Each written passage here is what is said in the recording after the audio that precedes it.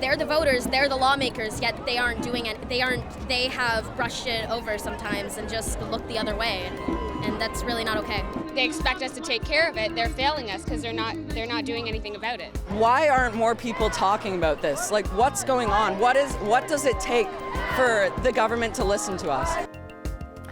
Some strong words from what became the largest protest in Canadian history. Young people directing their anger and disappointment at adults, and only an aerial shot can really capture the hundreds of thousands of people who hit the streets of Montreal. Their message: how dare you? At the centre of it all was 16-year-old activist Greta Thunberg. Most of Canada's major party leaders joined Friday's marches, but not everyone is a Greta fan. Donald Trump mocked her on Twitter, and some American talk show hosts called her brainwashed. In Canada, Maxime Bernier called her mentally unstable. But it may have backfired because some people saw it as picking on a kid. Even some comedians joined in, like this bit from an Australian.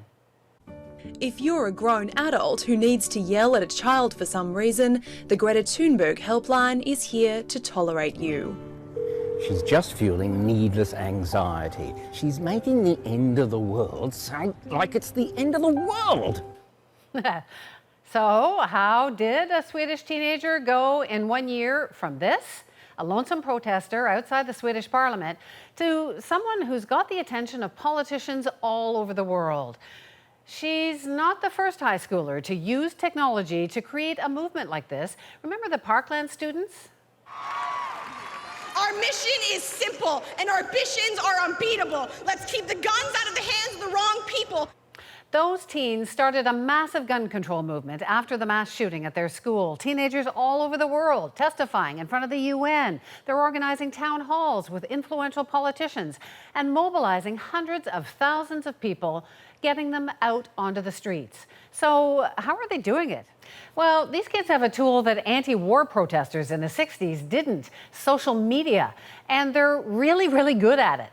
The Parkland teens were constantly tweeting stories, memes, jokes, and video clips to keep the tragedy at their school in the news for weeks, while mass shootings so often fade from the headlines much earlier. And Thunberg's doing the same with climate change. She's hijacking the news cycle through hashtags, viral moments, and massive protests that dominate social media timelines. Joining me now are two of the young people leading these movements. Parkland shooting survivor and gun control activist Lenore Munoz is in Sarasota, Florida, and Jamie Margolin is a grade 12 student and climate change activist who Thunberg calls an inspiration. She started the school walkouts in the U.S., and she joins us from Seattle. So thanks so much for joining us, guys. Jamie, I'm going to start with you because climate change is your issue. We saw perhaps the largest demonstration ever in Canadian history on Friday. What did it feel like for you to see all those people in the streets? Well, it's really a dream come true because I've been working for climate justice since 2016, and really seeing the way it's transitioned from being an issue where I had to beg people, please come out to the streets, please do something, where I was facing a lot of resistance, to now it being something that all young people are doing, that everyone is getting involved in. It's really a relief because for a moment there I was scared, that public opinion wouldn't shift, that all this work that I was doing with the organization 0 Hour and all these other organizations was not shifting the news cycles and shifting public opinion, but now seeing how we're really making momentum and how politicians are now really feeling the pressure that they have really two options: either be a climate champion or get out.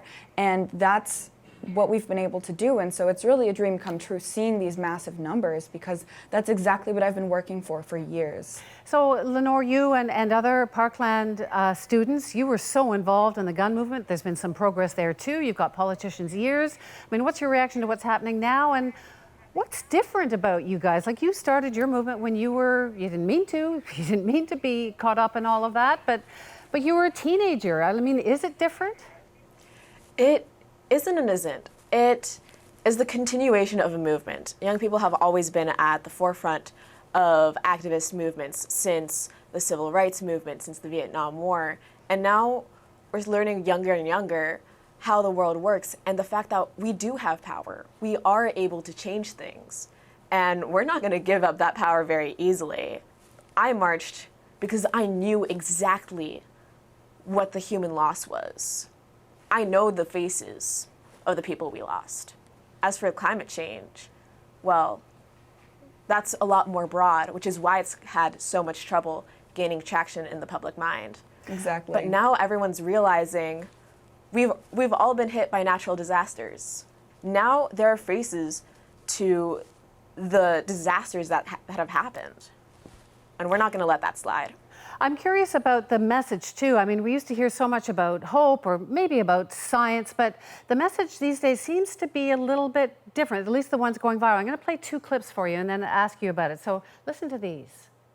We are in the beginning of a mass extinction, and all you can talk about is money and fairy tales of eternal economic growth. How dare you? To every politician who is taking donations from the NRA, shame on you.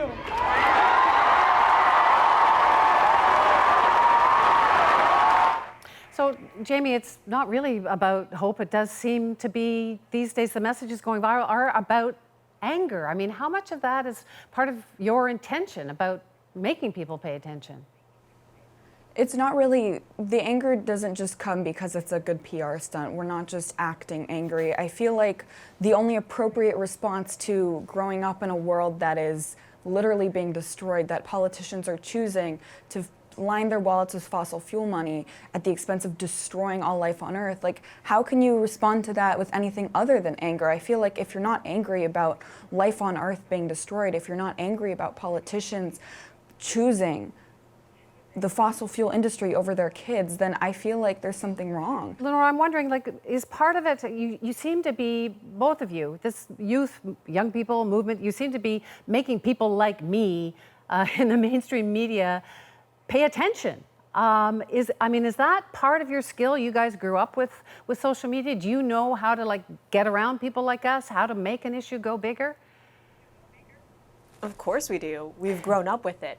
We know the ins and outs. This is something that isn't new to us, and we know how to post at the right times, get hashtags trending, get people involved. We know social media, and we know its limits. So we know when to start getting people out on the street, get out the vote, register voters, get people out volunteering, because it's not a question of, oh, are we going to save the turtles or prioritize economic interests. It is a question of, as Jamie said, it is a question of lives and a question of anger. And the anger that comes out of that is a unifying, progressive anger that gets things done. I don't have that much time left, but I really want to talk to you. I'll start with you, Jamie, about this whole idea of this backlash. Like, all of these names are being used as a propaganda tool, and who are these kids anyway? And we saw Greta Thunberg say it's actually a compliment. They're threatened. It seems you've been able to turn that message around. Jamie? Oh, 100%. I take it as a complete compliment. You know, after I testified before Congress the other day talking about the climate crisis alongside Greta, on Capitol Hill, and there was a lot of online backlash. There was a lot of these stupid kids and whatever, but I really take that as a sign that we're winning, because if the only argument they have is cheap shots at children, then that means that they don't actually have a substantial argument. They don't actually have anything on their side. They don't have science on their side. They don't have economics on their side. When I say they, I mean the fossil fuel industry and climate deniers. They don't have any facts on their side or any public opinion really on their side. All they have are taking cheap shots at a bunch of kids. And that is really pathetic on their end. Lenore? What's your sense on that? Yeah. No, well, what's your sense, your reaction to the backlash? It seems like it's backfiring. Oh, they are in trouble and they know it. Because we've realized how important things are. We've realized that the emperor has no clothes. And more important than that, we realized that for us, our silence will not protect us. I wish I had so much more time. It's been great to talk to both of you. Thank you so much, Lenore and Jamie. Thank you. Thank you for having us. It's important to hear your voices. Thank you for having us. Thank you. That was Jamie Margolin in Seattle and Lenore Munoz in Sarasota, Florida. And joining me now is Amin Abdelmahmoud. He is an editor at BuzzFeed News and co-hosts the CBC's political podcast Party Lines with the National's Rosemary Barton. So, Amin, you've heard what these young people are saying. Are they different? Are they having a real impact that's different? I mean, just like by the social age that we're born in, they have to be different, right? So Greta is 16 years old. That means about half her lifetime ago, Instagram started. She's existed with the platform for exactly half her life. You have to imagine that social media is shaping their lives in a different way than it's shaping ours. So if you've been around and social media's been around for most of your life or even half of your life, you become a bit more of a digital native to the platform. Are they better? Are they better at Twitter? Donald Trump is famous for his Twitter. I mean, Donald Trump just has a lot of followers. These kids are really good at finding one another in ways that we haven't seen before. They're really good at utilizing these platforms in ways that, frankly, makes the rest of us look like olds, and that's what they call us, which is fair, because they're really good at finding one another and connecting over these issues. It's not just hashtags. It's like really targeted campaigns that are really good at growing organically. Is their message different? Is their message different? I think so. I mean, I think their message is there is power in us existing together. Now, that message used to exist, during the Vietnam War protests. It's just that it was much harder to reach other people, to convince them that you are together. But their message becomes different because the medium itself is different. They can see one another acting. Like Greta started as one person who was going out every single Friday, but that spread so easily because everyone else could see that so much easier than they could in ages before. So I think that kind of changes the quality of the message for sure. Well, it looks like politicians are paying attention. I mean, we saw what happened in the States. We saw Maxime Bernier basically diss her.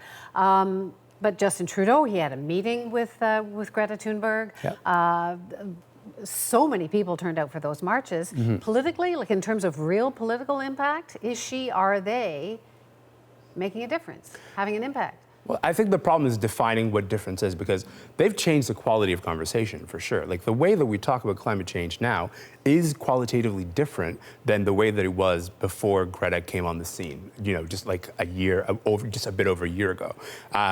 Whereas, we're not seeing the politicians commit to the targets that, they want promised. However, the quality of the conversation has changed, and I think that is a difference. So you're saying they're not having an impact? Well, not having political impact, at least not yet. But the idea of having, hundreds of thousands of people out in the streets in every city, I think that's not to be dismissed, because that can translate to real change. If you're 15 years old and you took to the streets and you skipped high school, you will remember the politician that dismissed you. You will remember the politician in just a few short years when it comes to your turn to vote. So I think they will kind of hold on to their anger, and I think that'll be kind of an interesting turn when they're just suddenly eligible to vote. But for now, politically, no, they're not having results because it's still mostly older white men who are in control of most of the policies that they want to change. But they've changed the quality of the conversation, and I think that is something that we should sit with.